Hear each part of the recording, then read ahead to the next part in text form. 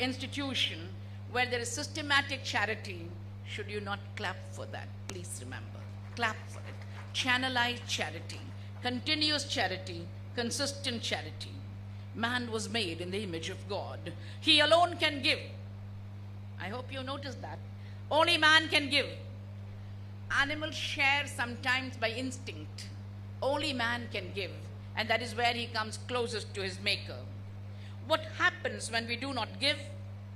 The other side of the picture.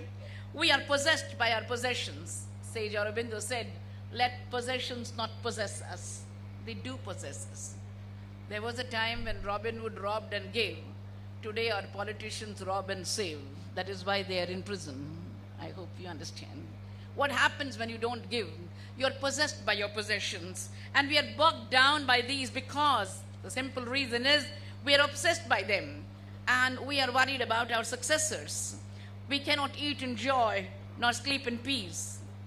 When we become aware of men and matters around us, that awareness is inspired by feeling, and feeling is the result of sensitivity. Everywhere there is suffering, everywhere there is poverty, everywhere there is ill health, do not watch suffering like a tear-jerking, sensational, sentimental movie on the silver screen. Remember, we are part of humanity.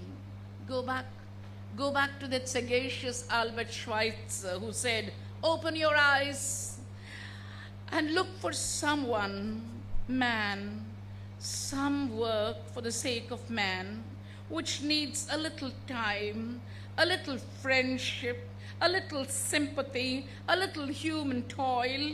It is needed in every nook and corner. Therefore, search and see if there is not some place where you may invest your humanity. I like the phrase, people invest money only. Here is Schweitzer investing humanity. And he says, please look out for pockets of charity where you can invest your humanity. What a vibrant phrase. We begin to give and then life changes. You should give and experience this change. It is not something theoretical. It's something very practical. When you start giving, something happens. It disburdens you. Everywhere we see fitness centers, losing inches, losing pounds.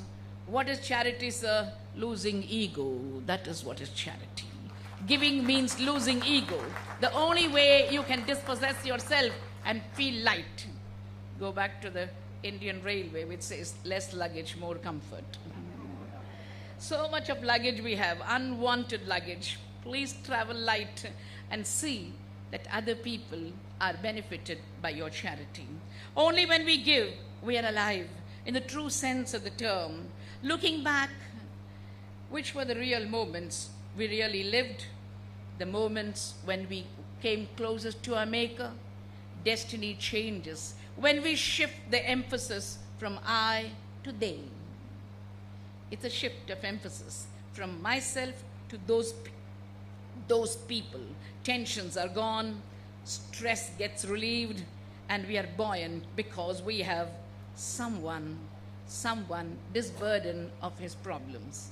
Even on the threshold of heaven, I give you an incident from the Mahabharata. It's a very, very significant incident. Yudhishthira, the hero, is ascending to heaven, and as he's going, a small little dog is following him. Sometimes a stray dog and you become friends. You look at the dog and the dog looks at you, and a strange rapport is established, a strange empathy and sympathy.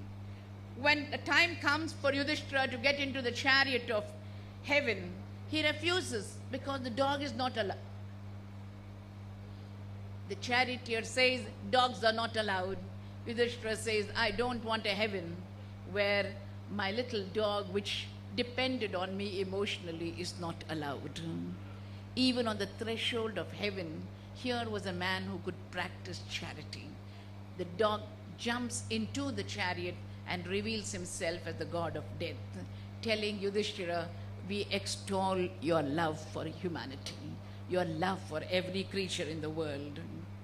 According to the Gita, there are 3 commandments. Yajnadana tapakarma natyajyam karyameva hi tat. They are not Hindu commandments. They are universal commandments. They can be Rotary commandments. The first is yajna. Yajna is thanksgiving.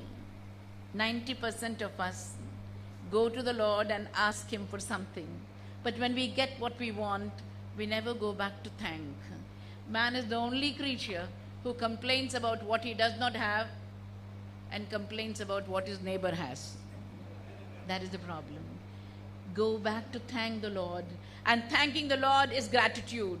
And I hope you know, the philosophers tell us gratitude is the greatest multiplier. Thousands of people in the world are there who make money and gather peacelessness for themselves. Thank the Lord that you joined the Rotary movement. Clap for yourself. Clap for yourself. Please remember that you joined this movement. You must be grateful to the Lord that you have like-minded people. There must be so many in the world who say, why don't you mind your own business? Let the world go to the dogs. They must be saying, illi bandi ಏನು ಮಾಡ್ತೀರಪ್ಪ ಯಾಕೆ ಬರಬೇಕು ರೋಟ್ರಿಗೆ.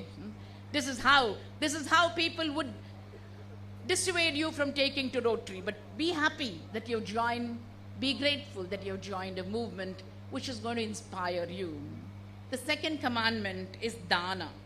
Dana is giving 1/10 of one's earning to someone who is not related to you. Are you noting my words?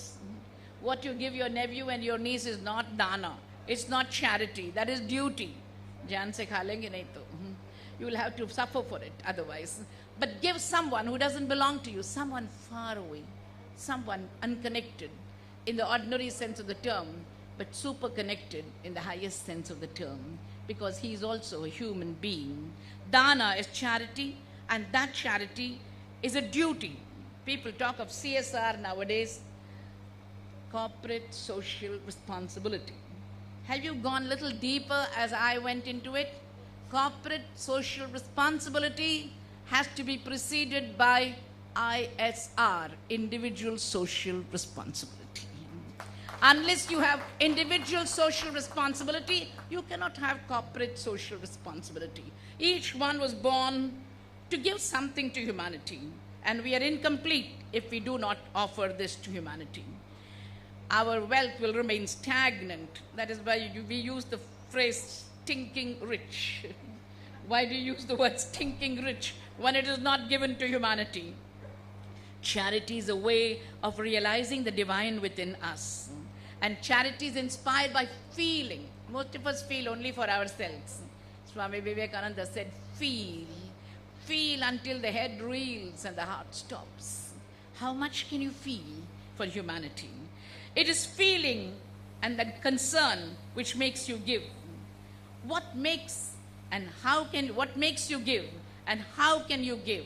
What are the ways of giving? Have you ever thought? It can be food, it can be clothing, it can be money, it can be homes. The need is so great and the number is so large. When people say, I don't know where to give charity, I say, you're stupid. Open your eyes. Look, there are so many pockets of charity where you can invest your humanity. My dear listeners, my dear Rotarians, one day when I visited Los Angeles, a little child gets up and tells me, we in our school walked 5 miles to collect $1,000 for the poor children, slum children in your ashram. I was touched. I was touched when Tiny Tots walked 5 miles. 5 miles to collect $1,000. And the child says, ma'am, if every Indian child set aside $1 every month, there would be no hungry child in India. I said, I don't understand the arithmetic, but I see the logic of love behind it, my child. I said, I see the logic. Concern from that age. One can give time. Today, in this mad world called life, there is no time. There's no time for anyone. Neither for one's husband, nor wife, nor children, nor parents, nor brothers, nor sisters, nor friends, certainly not for society. That is why we are tense. We can give love when you spare time and give love to your parents. Matradevo bhava, pitradevo bhava. Today we have no time for our parents. What is the use of building schools and colleges in their names after they have departed from their world? They don't want your check. They want your love. One little tear, one pranam, asking for their blessings, and you'll go a long way. Please remember that we don't have time for anyone. We don't have time to love anyone. Give intellectually. The best dana that you can give is Vidya Dana. And I'm sure Rotary has been doing so much in this field also. Please give them a big hand. In the field of medicine, field of health, in the field of education, so many scholarships are given. That is how you can help humanity. Education is the best gift you can give children, along with your children's school fee, which is exorbitant nowadays. Please pay for the fees of a poor child and see how your child becomes brilliant. This is what is called the balance of nature. It's called the balance of nature. Your child will do well when you pay for another poor child's fee. What should the attitude of the giver be? Very sensitive area that I'm coming to. Swami Vivekananda said when man gives something to someone, his ego meter reading is at its highest. I am giving and he is receiving. Charity cannot work under compulsion, or else like a blocked pipe, it will give way after a while. Charity should be spontaneous.